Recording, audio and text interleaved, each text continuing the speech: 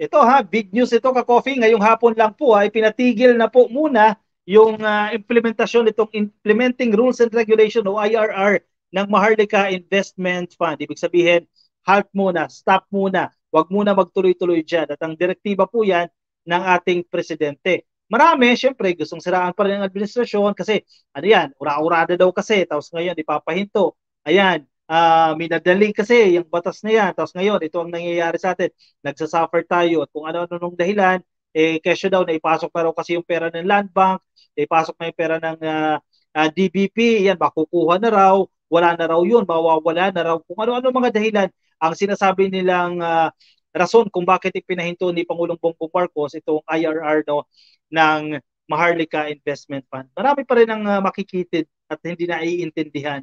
Ngayon, porket pinahinto ng ating presidente, parang sinisilip na nila na weak leader na naman, yan na naman. Nabuhay na naman yung issue ng weak leader. Hindi ba ibig sabihin yan, may napansin na mga pagkukulang?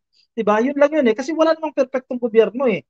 May mapapansin ka ng mga pagkukulang as early as now, itigil na yan. Kumbaga kung may butas yung bangka habang maliit pa lang, stop na yan. Tapalan mo na yung butas na yan bago ka magtuloy-tuloy sa paglalayag mo. Kasi baka tumindi pa ang problema. May napansin po si Pangulong Bongbong Marcos at ang kanyang economic team, definitely hindi lang po siya yan, may mga nag-a-advise po sa kanya yan, mga technocrats, mga economic managers, may napansin sila doon sa IRR na sa tingin nila, kinakailangan mo ng pag-aralan ng maigi. Ibig sabihin, wag muna natin ituloy, pag-aralan muna natin. Pero not necessarily, yung entire Maharlika Investment Fund, hindi na magpapatuloy. Paglilinaw po ha, hindi yung batas yung hininto ha. Ito pong implementasyon lamang na itong IRR. Meron kasing IRR yan at ginawa yan ng Bureau of Treasury, no? At may napansin sila at kinakailangan pag-aralan. Sige, share mo na natin itong balita na ito. Tapos basahin natin directly, no? Ano ba yung sinasabi dito ng presidente natin, bakit pinahihinto? Yung mismong statement na nilabas nila at ibinigay doon sa Treasurer of the Philippines, no? Para directly. Kasi kung magbabasa kayo dyan sa comment section o kung saan-saan, kung ano-anong mga dahilan yung kanilang binibitiwan dito, kasi yan na, corruption na naman or kung ano-ano na naman daw ang naiisip. Anyway, sa balitang ito ng GMA, no, GMA News, pag-arangkada ng Maharlika Investment Fund, pinigil muna.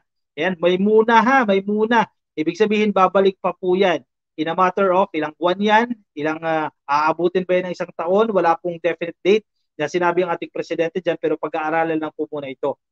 Pinigil na ni mismo, no, ni President Ferdinand Bongbong Marcos Jr. ang pag-arangkada ng Maharlika Investment Fund habang patuloy na pinag-aaralan ng mga patakaran at regulasyon nito. Kasi 'di ba may batas tayo. Halimbawa meron ka na lagdaan na po yung batas na 'yan. Ibig sabihin hindi binito no. Naging ganap na batas na 'yan. Gagawa po 'yan yung mga ahensya na cognizant no or may directly involved doon sa inaatasan ng batas na 'yan, let's say ng Treasurer of the Philippines sa kanyang leadership o sa kanyang pamumuno, gawa ng Implementing Rules and Regulation. Ito yung tinatawag nating IRR. Doon sa IRR, nakadetalye na yan ka-coffee, no? Ano yung corporation na i-establish, paano yung reporting, paano yung pagpapatakbo dyan, ilang board of directors na yan. Kumbaga yung detalye na ng batas, nandiyan po yan sa Implementing Rules and Regulation.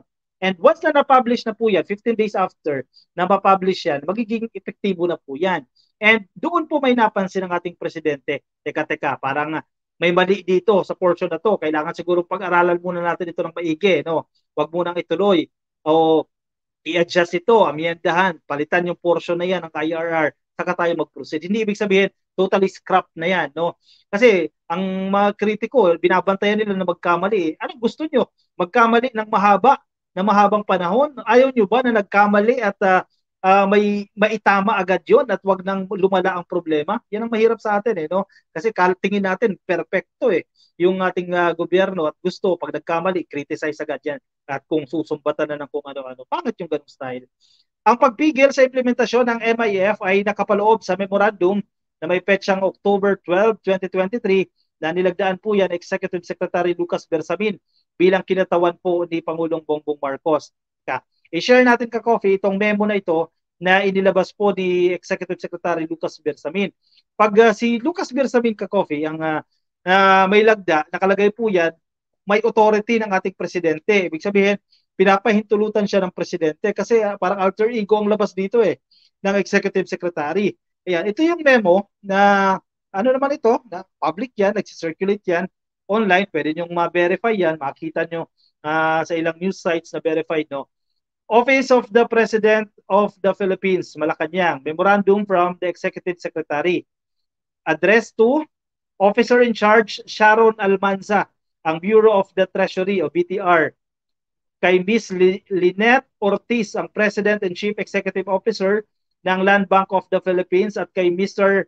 Michael O. De Jesus, ang President and Chief Executive Officer ng Development Bank of the Philippines. Itong Land Bank of the Philippines at Development Bank of the Philippines, ito kasi yung may pinakamalalaking chunk ng pera, no, na pinagmulan nitong initial funding ng Maharlika Investment Fund. So, it's proper na directly inform sila dito. Subject, suspension of the implementing rules and regulation. Again ha, malinaw ha, IRR lang po yung sinususpend, hindi yung mismong batas ng Republic Act number 11954 o ng the Maharlika Investment Fund Act of 2023. IRR lang ha ng RA 11954 ang sinuspende. With reference to the IRR number, RA number 11934, and upon the directive of the President, ayan ha, batay po sa pag-kautusan ng Presidente, the Treasurer of the Philippines, yan po ka-coffee ha, yung pinakamataas, si OIC, no, Sharon Almanza ng Bureau of the Treasury, in coordination with the Land Bank of the Philippines and DBP, is hereby directed, naka-caps lock yan ha, naka-bold, to suspend the implementation of the IRR of RA number 11954 pending further study thereof. Yan, pag-aaralan pa, ka-coffee, no?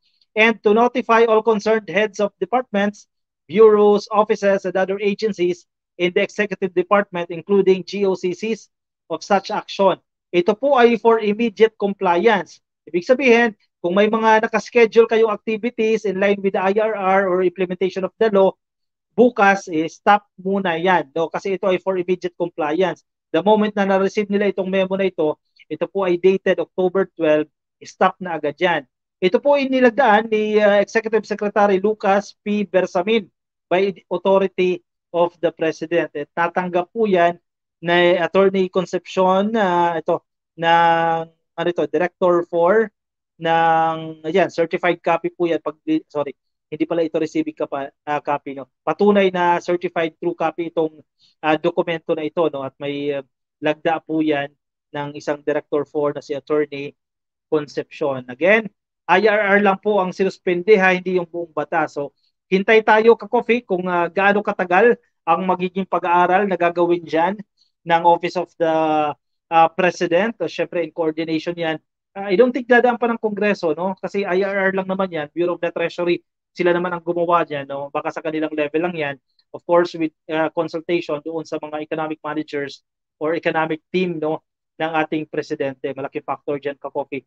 Ang, syempre, mga leadership ng DBP, ng Land Bank of the Philippines, ng NEDA. Kasi, ang assumption natin dito, yung kikitain itong Maharlika Investment Fund, ay gagamitin, no, para sa mga programa po ng ating gobyerno, no, ng administrasyon po ni Pangulong Bongbong Marcos. Medyo mahirap din ka-coffee kasi syempre manganganay tayo dyan, first time din, and then kailangan pa mag-establish pa ng corporation, no?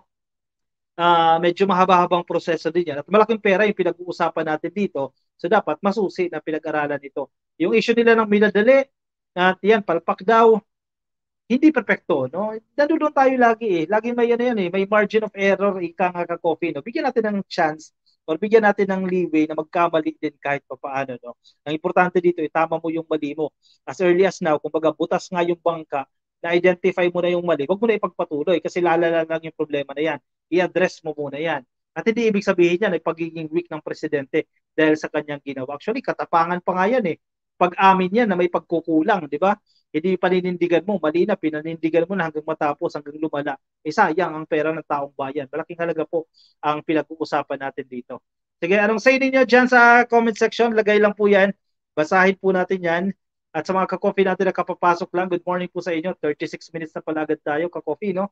Medyo marami kasing isyong naganap ngayong araw Lori, mamawag, sobrang laki kasi ng investment. Yes, at bago pa ito, ka-coffee, no? So, kailangan talaga extra careful ang gawin dyan. And pinuri naman si dito, si PBBM, si Gloria Macapagal-Arroyo na isa din pong ekonomista, sabi niya, pinagkakatiwalaan niya yung instinct ng ating presidente. Ang Senate, naglabas na rin po sila ng opinion dyan. Ang Congress, parang meron na. Congress, di ko lang nabasa, no? Pero I think meron na rin. Na dinirespeto nila, dito yung naging desisyon ng presidente. Definitely, may pinayuhan. Pinayuhan niya ng presidente, no? At may basis yan kung bakit niya ipinahinto. Kaya huwag kayong maniniwala agad sa mga kung ano-ano dyan na porket nakapagpasok na ang Land Bank ng pera, ang Development Bank of the Philippines nakapagpasok na, kaya hindi na itutuloy ang operasyon. Hindi ganyan kababaw, ka-coffee, itong issue na ito. No? Actually, marami pang mga mas malalim na problema na dapat ma-address nito. At ang maganda dito, na-identify, natuko itong mga problema na ito para ma-address. Mahirap kasi kung magbubulag-bulagan tayo doon sa problema, hanggang lumala na lang yan. Tayo din ang magsasuffer niyan. Sige, Ma'am Evelyn, hindi pa naman na-implement o naipapamigay ang pera galing sa Land Bank at iba pa, mabuti nakita ng maaga ng administrasyon ni PBBM. Correct, tama yan. Kaya as early as now ma-address na agad yan. Sinisiguro lang ni PBBM para wag masira ang pangalang Marcos. Exactly, kasi ito chance ito na binigay sa ating administrasyon At definitely hindi sisirain ni PBBM yung kanyang pangalan dahil dito, no? Kasi apektado yung apelyido, no? Sadyang gusto ng mga Pilipino si BBM kaya kaysa makabalik ang mga Duterte, sabi ni Antonio Ortega. Ma'am Cecilia Peña, patuloy lang po natin suportahan ang ating Pangulo at ang kanyang administrasyon. Sa akin, ma'am, makakaasa kayo dyan. Siyempre, kasi tayo, naniniwala tayo na pag nag-succeed ang ating administrasyon, pag nagtagumpay ang gobyerno, marami ang magtatagumpay, mga kababayan natin. On the other hand, pag bumagsak ang gobyerno, kawawa, napakarami nating dependent sa gobyerno na sana ma-reduce yan, no? Apektado sila, no? Saan ka pa? Gugustuhin mo ba na bumagsak agad ng gobyerno? 'Di ba? Parang ang pangit naman ng ganung mindset na tatawa ka na nagkakamali ang gobyerno, tatawa ka na gumuguho yung ekonomiya ng Pilipinas. Anong klaseng mindset 'yan, 'di ba? So, tayo suportado natin ang ating gobyerno kasi marami ang magbe-benefit once na mag-succeed po ang ating gobyerno.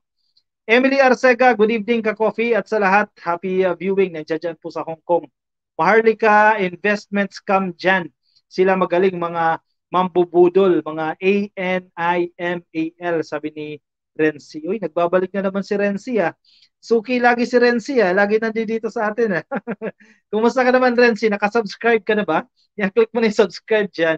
At kung nasa Facebook ka, mukhang naka-follow ka na rin at naka-like ka na dyan. Welcome ka pa rin dito sa ating comment section, no? Pwede ka pa rin mag-comment anytime. Hindi naman tayo nang aaway, no? Lagay lang dyan sa comment section. Binabasa natin yan. Pro man yan or against.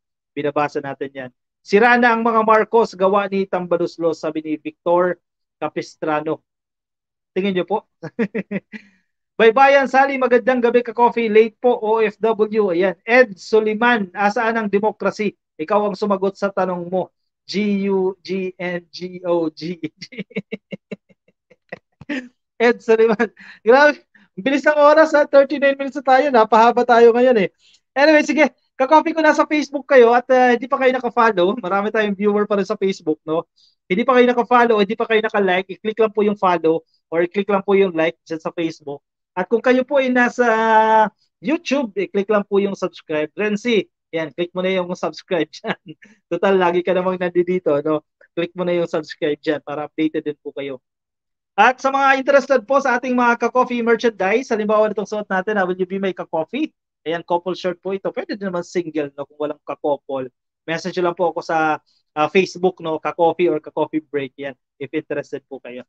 Alright, ako yung magpapaalam na sa inyo, ka-coffee, ha? Maraming salamat po sa pagsama ninyo sa akin ngayong gabi po ng Martes. Miyerkules na pala ngayong ka-coffee. Kalahating araw na po tayo. Nakikinig ata sa atin si Bella Aquino. Nandiyan po sa Vienna, Austria. Happy viewing po sa inyo. Lay, happy viewing din po. At sa lahat po ng mga kapapasok lang, patapos na po tayo. Thank you for joining us this evening. No? Replay na lang yung iba. Alright, paalam po sa inyo. Good night, ka-coffee. Bye-bye po. Nasaan man po kayong panig ng daily. Thank you, Ma'am Cecilia Peña. Bye-bye everyone. Good night.